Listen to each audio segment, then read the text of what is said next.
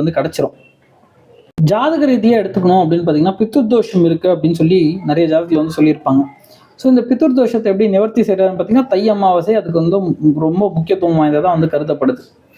So யார் இந்த தை அமாவாசையை ஃபாலோ பண்ணுறாங்களோ அவங்களுக்கு அந்த பித்ரு தோஷம் வந்து கம்மியாகும். ஸோ இது மூலியமாக வந்து பார்த்தீங்கன்னா, உங்கள் சங்கதிகள் வந்து ஈஸியாக எல்லாத்துலேயும் ஜெயிக்க முடியும்.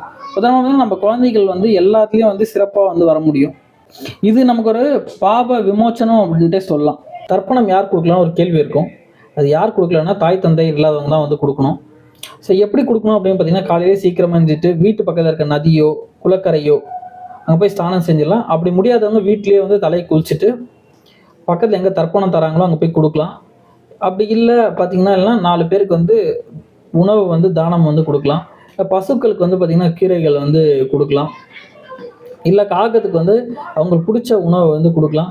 அவங்க மனசார நினச்சிட்டு நீங்கள் யாருக்கு கொடுத்தாலும் சரிதான், அது வந்து கண்டிப்பாக அவங்க வந்து ஏற்றுப்பாங்க. அவங்கள நினச்ச ஒரு விளக்கு வந்து ஈவினிங் வந்து ஏற்றி வைங்க மனசார. என்ன செய்யக்கூடாது இந்த காலகட்டத்தில் அப்படின்னு பார்த்தீங்கன்னா, மாமிசம் வந்து தவிர்க்கணும். அதாவது நான்வெஜ் வந்து சாப்பிடக்கூடாது.